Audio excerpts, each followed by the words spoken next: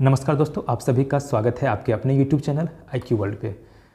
दोस्तों, जैसा कि आपने थंबनेल देखा होगा, उसमें मैंने लिखा है कि मेरा 86 मार्क्स जो है, 86 मार्क्स नहीं, 86 क्वेश्चन कह सकते हैं। मार्क्स तो 172 हो जाएगा क्योंकि ये क्वेश्चन 2 नंबर का होता है बिहार दरोगा में। तो मेरा बिहार दरोगा में 86 क्वेश्चन काट करके, निगेटिव काट करके सही होने के बाद भी मेरा बिहार दरोगा में नहीं हुआ था फाइनल सिलेक्शन। क्यों नहीं हुआ था फाइनल सिलेक्शन? तो मैं एक ही वर्ड में बता सकता हूँ, क्योंकि मेरा फिजिकल नहीं हुआ था। 86 जो क्वेश्चन है, 172 नंबर है, उस पर तो मेरिट आसानी से बन जाता। मेरा फिजिकल नहीं हुआ था, इसी के कारण से 86 क्वेश्चन सही होने के बाद भी मेरा सिलेक्शन फाइनल नहीं हुआ था। तो इस बात को अब यहाँ पे ख़त्म करते हैं कि मेरा सिलेक्शन हुआ नहीं हुआ। ठीक है, बात आती है कि 86 नंबर लाना, 86 नंबर आया कैसे? क्योंकि 86 जो क्वेश्चन है काफ़ी ज़्यादा है। बहुत सारे स्टूडेंट सोचते हैं कि 86 नंबर कैसे आएगा। तो दोस्तों, मैं आपको आज पूरी स्ट्रेटजी बताऊंगा कि 86 नंबर मुझे कैसे आया था, मैंने कौन कौन सी किताब पढ़े थे, कितने घंटे पढ़े थे डेली, और मेरा जो स्ट्रेटजी था वो कैसा था, मैंने तैयारी कितने दिन किया था। तो सारा चीज़ मैं आपको आज बताऊँगा इस वीडियो में। तो आप लोग वीडियो को पूरा देखिएगा और हो सके तो दोस्तों में शेयर भी कर दीजिएगा, क्योंकि दोस्तों यहाँ पर जो YouTube पर है बहुत सारे आपको मिलेंगे, बहुत सारे स्ट्रेटजी मिलेंगे, लेकिन आज जो मैं बताऊंगा वो सबसे अलग होगा सबसे। और मैं अपना जो अनुभव है वो मैं बताऊंगा आप लोगों को कि मैं 86 जो क्वेश्चन है वो सही कर करके यहाँ पर बैठा हुआ हूँ। तो मैं आपको बताऊँगा जो भी, वो आपके लिए काफ़ी बेनिफिशियल होने वाला है। तो वीडियो को शेयर कर दीजिए, लाइक कर दीजिए, सब्सक्राइब कर लीजिए चैनल को, और बस वीडियो में बने रहिए। मैं आपको सारा चीज़ आज बताने वाला हूँ। तो दोस्तों, मैं शुरू से ही CGL का छात्र रहा हूँ। CGL की मैं तैयारी करता था, काफ़ी दिनों तक किया हूँ, मेंस भी दिया हूँ कई बार, लेकिन मेरा इंग्लिश वीक होने के कारण CGL जो SSC CGL वो नहीं हो पाया। ठीक है, मैंने 3 बार SSC का CGL का मेंस लिखा, लेकिन नहीं हो पाया। मैथमेटिक्स में काफ़ी ज़्यादा नंबर आने के बाद भी इंग्लिश में मेरा नंबर कम होने के कारण इसमें नहीं हुआ। तो बिहार दरोगा की वैकेंसी आने के बाद मैंने सोचा कि चलो बिहार दरोगा भी अप्लाई करते हैं, क्योंकि मेरा हाइट दरोगा के लायक था, सब कुछ था, लेकिन जो फिज़िकल में रनिंग होता है वो मेरा नहीं हो पाया था। तो मैंने दरोगा का फॉर्म फिलअप किया। उसके बाद मैंने तैयारी स्टार्ट करना चाहा कि तैयारी कहाँ से करूँ। मैंने भी यूट्यूब देखा, इधर उधर देखा, तो मुझे कहीं ना कहीं पता चला, और क्वेश्चन बैंक भी मैं अपने तरीके से देखा क्वेश्चन बैंक को कि कैसा क्वेश्चन एग्ज़ाम में, दरोगा में कैसा क्वेश्चन आ रहे हैं। तो उसी अनुसार मैं बुक सेलेक्ट किया। ठीक है, सबसे पहले तो मैं सिलेबस देखा, सिलेबस, और उसके बाद प्रीवियस ईयर क्वेश्चन। तो उससे एक पूरा आइडिया लग गया कि मुझे क्या पढ़ना चाहिए, क्या छोड़ना चाहिए। तो मैंने देखा कि प्री में मैथमेटिक्स काफ़ी कम, 2-4 मैथमेटिक्स आ रहे हैं, और GK GS का पोर्शन, करेंट का पोर्शन काफ़ी ज़्यादा है प्री में। तो मेरा तो मैथमेटिक्स और रीजनिंग CGL की तैयारी करते करते काफ़ी बहुत अच्छा हो गया था। मैथमेटिक्स रीजनिंग के लिए मुझे सोचना नहीं था। लेकिन मैं आप लोगों को मैथमेटिक्स और रीजनिंग का भी बुक बताऊंगा। मैं नहीं पढ़ा, इसका मतलब ये नहीं है कि आप लोगों को भी नहीं पढ़ना है, क्योंकि मैथ रीजनिंग पर ही बिहार दरोगा का मेरिट बनता है। अगर मैथ रीजनिंग आप छोड़ देंगे तो बिहार दरोगा का मेरिट आपको कोई भी हालत में नहीं बनेगा। ठीक है, क्योंकि GK में आप कितना भी करके 100% स्कोर नहीं कर सकते हैं, लेकिन जो मैथ रीजनिंग जो 20 क्वेश्चन मेंस में आता है, तो उसमें आप 100% स्कोर कर सकते हैं, 20 में से 20 ला सकते हैं। तो ये मेरिट बनाने में काफ़ी लाभदायक और सहायक सिद्ध होता है। तो मैं पूरा सिलेबस और exam pattern, previous year question देखा। उसके बाद मैंने GK पर जोर दिया, GK और करंट, क्योंकि पहले क्या होता है कि प्री निकालना है, मेन तो उसके बाद है, पहले प्री निकले तभी तो मेंस है, इसलिए मैं करंट पर भी ध्यान देना स्टार्ट किया। तो प्रीलिम्स के लिए और मेंस के लिए GK का सेम बुक है। मैंने GK का जो है सो लूसेंट का ऑब्जेक्टिव और सब्जेक्टिव, लूसेंट का ऑब्जेक्टिव और सब्जेक्टिव लूसेंट मैं पहले भी पढ़ चुका हूँ काफ़ी ज़्यादा, इसलिए सब्जेक्टिव लूसेंट को मैंने रख दिया साइड में, ऑब्जेक्टिव लूसेंट उठाया। और ऑब्जेक्टिव लूसेंट मैंने पढ़ा नहीं था एक बार भी, तो ऑब्जेक्टिव लूसेंट को मैं टारगेट किया कि मैं इसको 1 महीने में पूरा करूँगा, एक बार कम से कम। तो डेली कम से कम मैं 1000 क्वेश्चन के आसपास ऑब्जेक्टिव लूसेंट से पढ़ता था, और एक से लेकर के 1 महीना 10 दिन के अंदर में ऑब्जेक्टिव लूसेंट पूरा एक बार ख़त्म हो गया। उसके बाद मैं दोबारा उसको उठाया, दोबारा मैं 10 से 15 दिन में उसको ख़त्म किया, यानी कि 2 महीने में मैंने 3 बार जो है ऑब्जेक्टिव लूसेंट को ख़त्म किया। ठीक है, तो मेरा रिवीजन भी हो गया। सब्जेक्टिव लूसेंट का अधिकतर क्वेश्चन ऑब्जेक्टिव लूसेंट में आपको मिल जाता है। तो मेरा स्ट्रेटजी यही रहा कि मैंने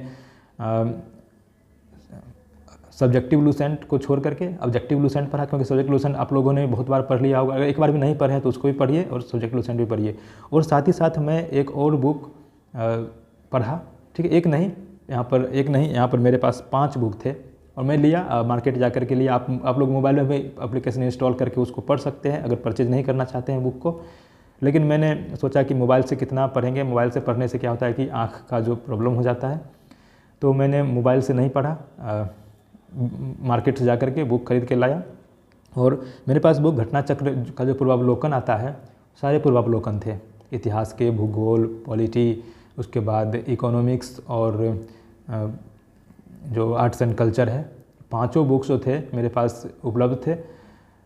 तो उसको मैंने पढ़ा और उसमें जो जैसे कि इतिहास में सिंधु घाटी सभ्यता है, तो सिंधु घाटी सभ्यता का जो मटेरियल दिया हुआ है, जैसे चैप्टर के शुरुआत में काफ़ी ज़्यादा मात्रा में यहाँ पर मटेरियल दिया रहता है, उसको आप अगर ध्यान से पढ़ेंगे और उसी का ऑब्जेक्टिव को सॉल्व करेंगे, क्योंकि ऑब्जेक्टिव प्रीवियस ईयर क्वेश्चन रहता है, तो ऑब्जेक्टिव को सॉल्व करेंगे तो काफ़ी ज़्यादा हद तक जो नए कॉन्सेप्ट आपको समझ में आएंगे उसमें, जो कि लूसेंट सब्जेक्टिव ऑब्जेक्टिव में आपको नहीं मिला होगा, वो चीज़ आपको उसमें मिलेगा और काफ़ी अच्छे ढंग से समझाया गया है उसमें।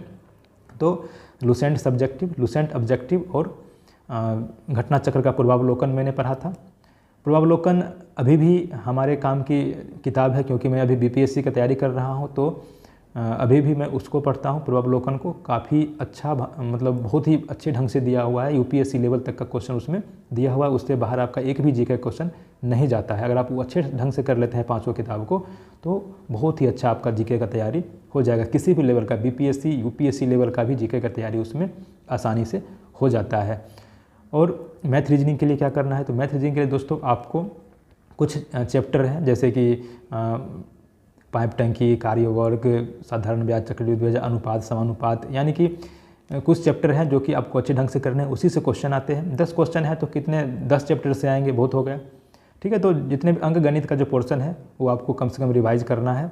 और जो रीजनिंग में है, रीजनिंग में भी ज़्यादा आप क्वेश्चन बैंक देखिएगा, आपको समझ में आ जाएगा रीजनिंग कहाँ से आता है, मैथ कहाँ से आता है, तो उस हिसाब से आप लोग उसको कर लीजिएगा। इसको बुक खरीदने की कोई ज़रूरत नहीं है। जो चैप्टर से ज़्यादा क्वेश्चन आ रहे हैं उसको आप यूट्यूब से भी पढ़ सकते हैं। मैं हर एक चीज़ का बुक खरीदने के लिए आपको नहीं कहूँगा, बुक ज़्यादा खरीदने से भी कोई मतलब नहीं है। यूट्यूब से आप कर सकते हैं, क्वेश्चन बैंक लगा करके उसको क्लियर कर सकते हैं, ठीक है। और बात रही कि डेली जो है सो पढ़ना कितना दिन है, तो दोस्तों डेली आपको क्या करना है, कम से कम 8 से 10 घंटा, 8 से 10 घंटा डेली पढ़िए। उससे कम पढ़िएगा तो, क्योंकि 12 से 15 घंटा पढ़ने वाले बच्चे बहुत हैं पटना में, दिल्ली में बहुत सारे बच्चे हैं जो 12 से 15 घंटा पढ़ाई कर रहे हैं अभी। तो कम से कम 8 से 10 घंटा आप लोगों को ज़रूर पढ़ना है, और उससे कम पढ़िएगा तो फिर बिहार दरोगा का दिक्कत है, क्योंकि बिहार दरोगा में कंपटीशन काफ़ी ज़्यादा रहता है, सीटें कम रहती हैं। जिनका फिजिकल अच्छा नहीं है वो भी इसमें बैठ जाते हैं, और जो है सो प्री में रिजल्ट करके, फिजिकल मेंस में रिजल्ट करके और फिजिकल देने नहीं जाते हैं। तो ऐसा, तो वो लोगों से आपको टक्कर लेना है, तो आप लोगों को तैयारी जो है सो काफ़ी अच्छे ढंग से करनी होगी। तो मैं एक बार फिर से रिकॉल कर देता हूँ कि जो लूसेंट का अगर सब्जेक्टिव बुक्स पढ़े हुए हैं आप, तो सब्जेक्ट को बंद कर दीजिए, अभी ऑब्जेक्टिव बुक स्टार्ट कर दीजिए, ऑब्जेक्टिव बुक को पूरा पढ़ लीजिए, ठीक है। उसके बाद आप घटना चक्र पूर्वावलोकन का इतिहास ले लीजिए, भूगोल ले लीजिए, पॉलिटी ले लीजिए, आर्ट्स एंड कल्चर ले लीजिए और इकोनॉमिक्स ले लीजिए। इतना ले सकते हैं, ठीक है। और साइंस का पोर्शन जो है आपका क्लियर हो जाएगा, उसी से लूसेंट ऑब्जेक्टिव पढ़िएगा, उसी से हो जाएगा। तो इतना ही बुक आपको पढ़ना है, ज़्यादा नहीं पढ़ना है। ज़्यादा पढ़िएगा, एनसीईआरटी में घुसिएगा तो आपका था नहीं लगेगा एनसीईआरटी का। एनसीईआरटी में आपको पता नहीं चलेगा कि छोड़ना क्या है, पढ़ना क्या है। तो जो बुक सिलेक्टेड है, जो बुक आपका जो है सो सिलेक्टेड दिया हुआ है, वही बुक पढ़िए, ठीक है। ज़्यादा इधर उधर घूमने से कोई मतलब नहीं है। और एक चीज़ छूट रहा है, करेंट अफेयर। तो करेंट अफेयर दोस्तों प्री में आता है, ठीक है। तो प्री के लिए आपको करेंट अफेयर पढ़ना काफ़ी ज़रूरी है। 1 साल का करेंट अफेयर आता है उसमें, तो 1 साल के लिए आप SPD यानी इलुटेरिया का जो वार्षिकांक आता है वो ले लीजिएगा, तो एकदम सफिशिएंट रहेगा। उससे बाहर आपका एग्जाम में क्वेश्चन नहीं देखने को मिलेगा। 1-2 क्वेश्चन तो सब में रहता है जो आउट ऑफ सिलेबस रहता है, उसको आप इग्नोर करिए। और बस इतना है। लूसेंट ऑब्जेक्टिव चालू कर दीजिए और घटना चक्र का 5 बुक ले लीजिए। 5 बुक नहीं लेना है, जैसे क्या करना है आपको, एक बुक लेके करके पढ़ते जाइए। कोई वैकेंसी नहीं आई है अभी, वैकेंसी आएगी उसके बाद एग्जाम होगा। अभी आपके पास सफिशिएंट टाइम है तो आपको जितना हो सके अच्छा अध्ययन कीजिए, ठीक है। बस आपको डीपली अध्ययन करना है, क्योंकि क्वेश्चन आपने देखा होगा प्रीवियस ईयर का, काफ़ी डीपली क्वेश्चन पूछा जा रहा है। अब लूसेंट का जो लाइन है वो नहीं आ रहा है, थोड़ा सा डीपली जो है कथन वाला क्वेश्चन आपको पूछा जा रहा है। तो आपको डीपली पढ़ना है, हो जाएगा, 100% होगा। आप लोग एकदम पूरा जोश और जुनून के साथ लग जाइए अभी से तैयारी में, और मैंने जो कहा है उतना पढ़ लीजिएगा तो आपका हो जाएगा पक्का, ठीक है। और जो भी क्वेरी है, अगर कुछ आपको समस्या है तो आप कमेंट कीजिए, मैं ज़रूर उसको रिप्लाई दूंगा और आप लोगों को जवाब दूंगा, ठीक है दोस्तों। चलिए फिर मिलते हैं नए वीडियो में, bye bye, take care, best of luck.